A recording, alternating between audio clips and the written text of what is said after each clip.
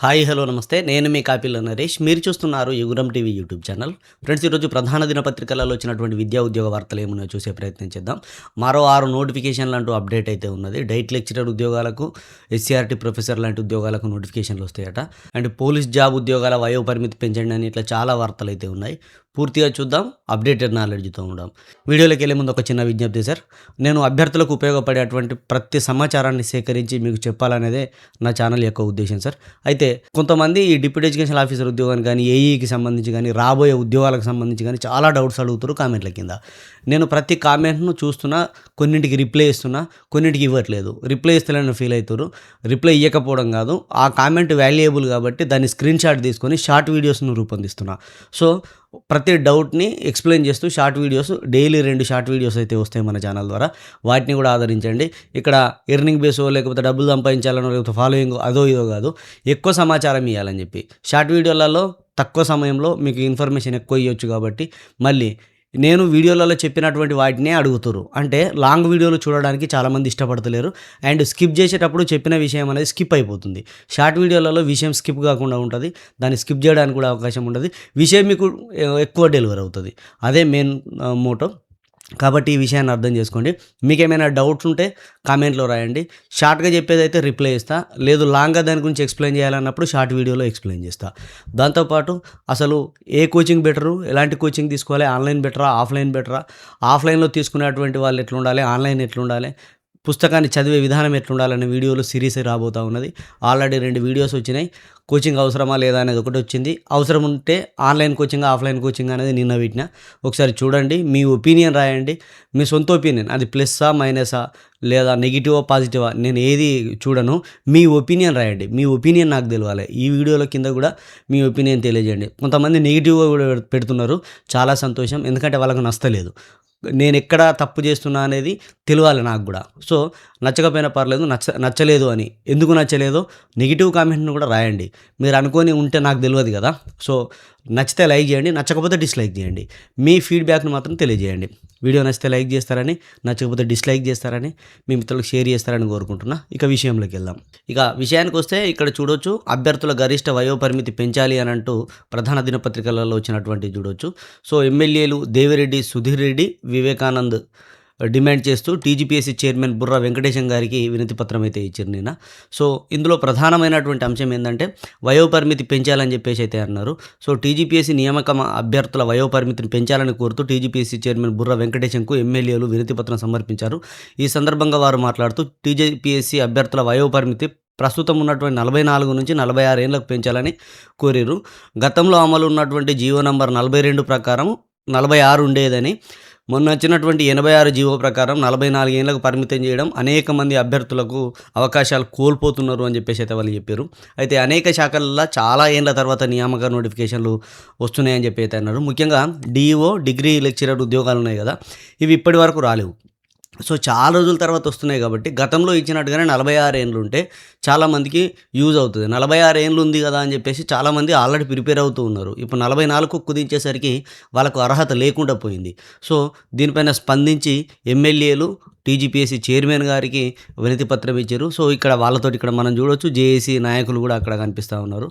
మొత్తం మీద అయితే అభ్యర్థుల యొక్క ఆవేదనను అయితే వీళ్ళు అర్థం చేసుకున్నారని చెప్పొచ్చు. దీంతో పాటుగా ఫీజు విషయానికి ఏదైతే ఉందో, ఫీజుకు సంబంధించినటువంటిది కూడా దరఖాస్తు ఫీజును ప్రస్తుతం ఉన్నటువంటి ₹1000 నుంచి ₹100 తగ్గించాలని చెప్పేసి అయితే వాళ్ళ వినతి పత్రంలో వాళ్ళు తెలియజేశారు. సో ఫీజు కూడా చాలా భారం. దీన్ని హైలైట్ చేస్తలేరు కానీ ఫీజు అనేది చాలా భారం. ఈ నోటిఫికేషన్ల సంఖ్య పెరిగినా కొద్దీ అప్లై చేసుకుంటూ పోతే ఇప్పటికి 3 వచ్చినాయి. 3 నోటిఫికేషన్లు అంటే నోటిఫికేషన్ నెంబర్ 3 అయినప్పటికీ అప్లికేషన్లు 4. ఏఈఈలోనే ఒకటే దానికి సంబంధించి నోటిఫికేషన్ నెంబర్ 2కు సంబంధించి 2 అప్లికేషన్లు సపరేటు. సో ఇప్పుడు ఈ 4కి ఎలిజిబుల్ అయ్యేటువంటి క్యాండిడేట్ ఎవరైనా బీటెక్ స్టూడెంట్ ఉంటే 4000 కట్టాలి. సో ఇంకా రాబోయే నోటిఫికేషన్లు ఉన్నాయి. అట్లా చూసుకుంటూ పోతే చాలా అంటే చాలా బర్డెన్ అయ్యేటువంటి అవకాశం ఉంటుంది. దీనిపైన ఖచ్చితంగా స్పందించాలి అందరూ. ఇక పోలీసు నిరుద్యోగుల మెరుపు ధర్నా అంటూ చూడొచ్చు. దిల్సుఖ్ నగర్లోని సాయిబాబా ఆలయం వద్ద రోడ్డుపై బైఠాయింపు, 20,000 ఉద్యోగాలకు నోటిఫికేషన్ ఇవ్వాలని నిరుద్యోగుల డిమాండు, విద్యార్థులను చెదరగొట్టిన పోలీసులు, జేఏసీ నేతల అరెస్ట్ అంటే ఇవ్వడం అయితే జరిగింది. సో ఇక్కడ నేను ఒక చిన్న విజ్ఞప్తి చేసుకుంటా ప్రతి అభ్యర్థికి. సో జాగ్రత్త. నేను చెయ్యకుర్రి ఎందుకు చేస్తుర్రు అని మాత్రం నేను అనా. కానీ పాజిటివ్‌గా ఆలోచించుర్రి నేను చెప్పేది. గతంలో గిట్లనే ధర్నాలకు అటు ఇటు రోడ్ల మీద ఎక్కి తిరిగినప్పుడు ఆళ్ళ మీద పెట్టి కేసులయ్యి ఆళ్ళ మీద కొన్ని కేసులయ్యి మొన్న జరిగినటువంటి కానిస్టేబుల్ నోటిఫికేషన్‌లల్ల ఉద్యోగాలకు పనికి రాకుండా పోయిర్రు. వాళ్ళ రిక్రూట్‌మెంట్‌ను ఆపిర్రు. అపాయింట్‌మెంట్ ఆర్డర్ ఇయ్యలేదు. ఇప్పటికి కూడా కోర్టు చుట్టూ తిరుగుతుర్రు వాళ్ళు. సో, అభ్యర్థులారా జాగ్రత్త. మీరు తిరుగుర్రి కానీ బయట పడొద్దు. వెనకనే లేకపోతే సపోర్ట్ చేసుకుంటూ ఉంటూ మీ కెరీర్‌ను నాశనం చేసుకోకుర్రి. ఎవల కోసమో ఏదో దానికోసమో చేస్తూ నాశనం చేసుకోకుర్రి. మెరుపు ధరణ అంటే ఎట్లుంటది అనంటే ఏ ఇన్ఫర్మేషన్ లేకుండా రోడ్ల మీదకి తర్రబాయ్ అని ఎవరికైనా కొద్దిగా గుర్రు ఉంటది. ప్రభుత్వానికి కూడా మన మీద నెగెటివ్ ఉంటది. సో, ఎలాంటి పర్మిషన్ లేకుండా డైరెక్ట్ వస్తారని చెప్పి. కొన్ని అవాంతరాలు మనం చెప్పొద్దు, నేను చెప్పొద్దు, అయినా కూడా చెప్తున్నా. ఒక్కసారి ఇరుక్కున్నాం అనుకో కేసులా, నేను అనుభవించిన అట్లాంటి దుస్థితులు 4, 5 ఏళ్ళు కేసుల పొంటి తిరగాల్సి ఉంటది. కోర్టుల పొంటి తిరగాల్సి ఉంటది. ఆ నరకం అనేది ఇగ ఘోరం తెలుసా. అది అనుభవించినోళ్ళకే తెలుస్తది. కాబట్టి జాగ్రత్తగా ఉండుర్రి. మీరు సపోర్ట్ చేయుర్రి. మీ హక్కుల కోసం మీరు కొట్లాడుర్రి. ఏదైనా చేయుర్రి. కానీ కేసుల పాలు కాకుర్రి. సో, ఇది నేను చెప్పదలుచుకున్నది. సో, పోలీసు ఉద్యోగ అభ్యర్థులకు, నిరుద్యోగులకైతే నా సపోర్ట్ ఖచ్చితంగా ఉంటది. ఇక్కడ ఏజ్ పెంచాలి అనేది ఒక ఫ్యాక్ట్ అయితే, ఉద్యోగాల సంఖ్య పెంచాలనేది మరో ఫ్యాక్టు. సో, 5,800 ఉద్యోగాలే అని అంటుర్రు. కానీ 19,000 ఖాళీలు ఉన్నాయి కాబట్టి ఇది తక్కువ వయసుతో ముడిపడి ఉంటది. వయసు పెరిగినా కొద్దీ ఈ ఉద్యోగానికి అర్హత కోల్పోయేటువంటి అవకాశం ఉంటది కాబట్టి, ఇప్పటికే 4 ఏళ్ల క్రితం వచ్చినటువంటి నోటిఫికేషన్ ఇప్పుడు వచ్చింది అనంటే 5,800కు మళ్ళీ 4 ఏళ్ల తర్వాత వస్తది. ఆ 4 ఏళ్ల వరకు చాలామంది అంటే 4 తరాల అభ్యర్థుల యొక్క వయస్సు ఎలిజిబుల్ కాకుండా పోతది కాబట్టి, ఖచ్చితంగా ఈ వయోపరిమితిని పెంచాలనే కోరుతాను నేను. నా వంతుగా ఉన్నతాధికారులకు చేరేటువంటి విధంగా నా వంతు ట్రై చేస్తాను నేను. సో, పోలీసు ఉద్యోగ నోటిఫికేషన్లకు 5,000 పోస్టులకు కాకుండా 20,000 పోస్టులు ఇయ్యాలని అండ్ వయోపరిమితి పెంచాలని ఇవి రెండే డిమాండ్లు ఇక్కడ. సో, నిరుద్యోగ అభ్యర్థులపై టీజీపీఎస్సీ ఆర్థిక భారం అంటూ ఇక్కడ ఇవ్వడం అయితే జరిగింది. So, Telangana public service commission TGPSC ఇటీవల విడుదల చేసినటువంటి పలు ఉద్యోగ నోటిఫికేషన్లలో అప్లికేషన్ ప్రాసెసింగ్ ఫీజును విపరీతంగా పెంచిందని, పెంచిన ఫీజును వెంటనే ఉపసంహరించుకోవాలని చెప్పేసి అఖిల భారత యువజన సమైక్య డిమాండ్ చేసింది అంటే ఇవ్వడం జరిగింది. సో, ఇంతకుముందు 200 ఉండే 200ని ఇప్పుడు ₹1000 పెంచింది. ఒకేసారి 400% పెంచడం సరికాదు అని చెప్పేసి అయితే చెప్పింది. నిరుద్యోగ యువతపై ఆర్థిక దాడిగా మారిన ఫీజుల పెంపు ప్రభుత్వం వెంటనే ఉపసంహరించుకోకపోతే ఏఐవైఎఫ్ ఆధ్వర్యంలో రాష్ట్ర వ్యాప్తంగా ఆందోళన చేపడతామని చెప్పేసి అయితే హెచ్చరించినట్టుగానైతే ఇక్కడ ఈ వార్త యొక్క సారాంశం చూడొచ్చు.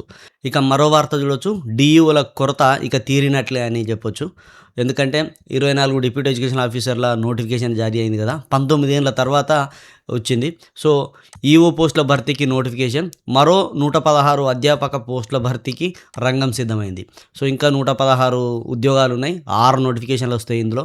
సో, ఇందులో మనం చూసినట్లయితే 19 ఏళ్ల తర్వాత ఈ డిప్యూటీ ఎడ్యుకేషన్ ఆఫీసర్ ఉద్యోగాలను భర్తీ చేస్తున్నట్టుగానైతే తెలుస్తూ ఉన్నది. ఈ పోస్టులకు డిగ్రీతో పాటు పీజీ అర్హత కలిగి ఉండాలి. బీఈడీ లేకున్నా సర్వీస్లో ఏరిన తర్వాత పూర్తి చేసుకోవచ్చు.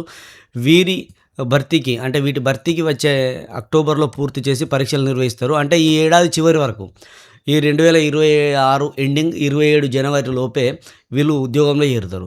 అయితే ఉద్యోగంలో చేరిన తర్వాత తొందరగానే వీళ్ళకి ప్రమోషన్ వస్తుంది. ఇంకా కొన్ని జిల్లాలలో డైరెక్ట్ డిఓ బాధ్యతలు చేపడతారండి వీళ్ళు. సో, విద్యాశాఖ వర్గాలు అయితే ఇదే విధంగా భావిస్తున్నాయి. రాష్ట్రంలో మొత్తం 72 డిప్యూటీ ఈఓ పోస్టులు ఉండగా అందులో 33% కింద 24 పోస్టులను ప్రత్యేక నియామకం ద్వారా భర్తీ చేయాల్సినటువంటి అవసరం ఉంది. 67% ప్రమోషన్స్ అయితే ఇస్తారు. ప్రమోషన్ కోసం ఖాళీలను పక్కన పెట్టారు. మరో 4 నోటిఫికేషన్లను దాని కంటిన్యూషన్ చూడొచ్చు. రాష్ట్రంలోని 12 ప్రభుత్వ డైట్ కళాశాలలు అంటే డీఈడీ కాలేజీలు ఉంటాయి కదా, టీటీసీ కోర్సులు ఇచ్చేటువంటివి. సో, 12 ఉన్నాయి మన తెలంగాణలో.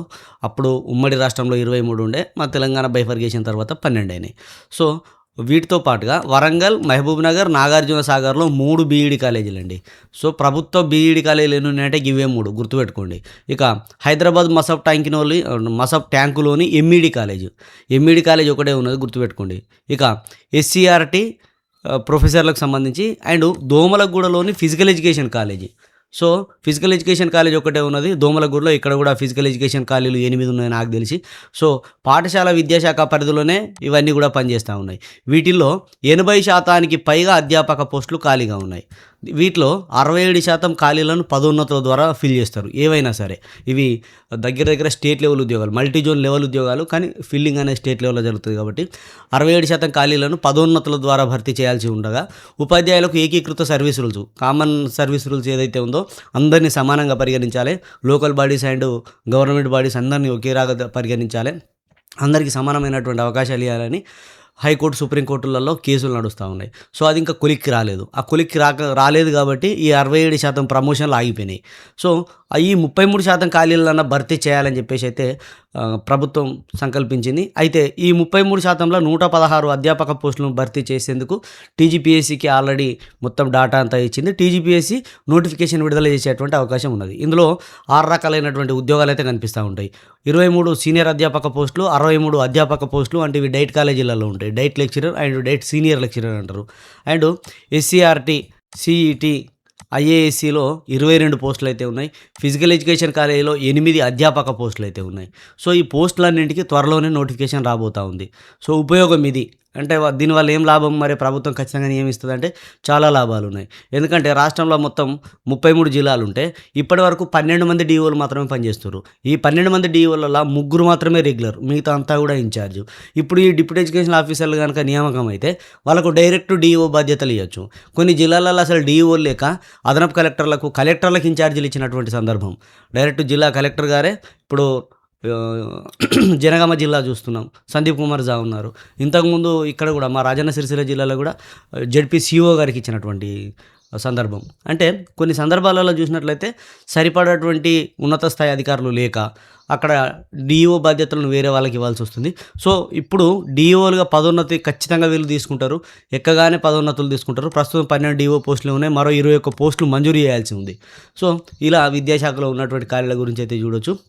ఇక రిటైర్మెంట్ వయోపరిమితి పెంపులో జోక్యం చేసుకోలేమంటూ ఇక్కడ హైకోర్టు చెప్పింది. అయితే కొంతమంది లెక్చరర్స్ ఏం చేసిరు అని అంటే యూనివర్సిటీ లెక్చరర్లు 65 సంవత్సరాలకు వయోపరిమితిని పెంచారు.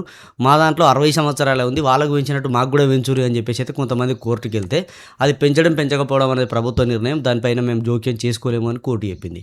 ఇక దసరా తర్వాత జీహెచ్ఎంసీ ఎన్నికలు అని అంటూ ఇవ్వడం అయితే చూడొచ్చు. సో, ఏ విధమైనటువంటి ప్రభావం చూపెడుతుంది మన పరీక్షలపైన అనేది కూడా ఒకసారి చూడాలి. ఇక సనత్ నగర్ టిమ్స్కు 1142 పోస్టులు అంటే ఇవ్వడం అయితే జరిగింది. సో, 14 కాలేజీల నుండి డిపార్ట్మెంట్ ద్వారా మళ్లింపు, నిరుపయోగంగా ఉన్న రెగ్యులర్ పోస్టులతో సర్దుబాటు, వివిధ మెడికల్ డిపార్ట్మెంట్లకు ప్రాధాన్యం అంటూ ఇవ్వడం జరిగింది. అయితే ఇక్కడ మనం పసిగట్టాల్సింది, మనం చూడాల్సింది ఏంటంటే ఖాళీలండి. 1142 మెడికల్ కాలేజీలలో ఖాళీలు ఉన్నాయి.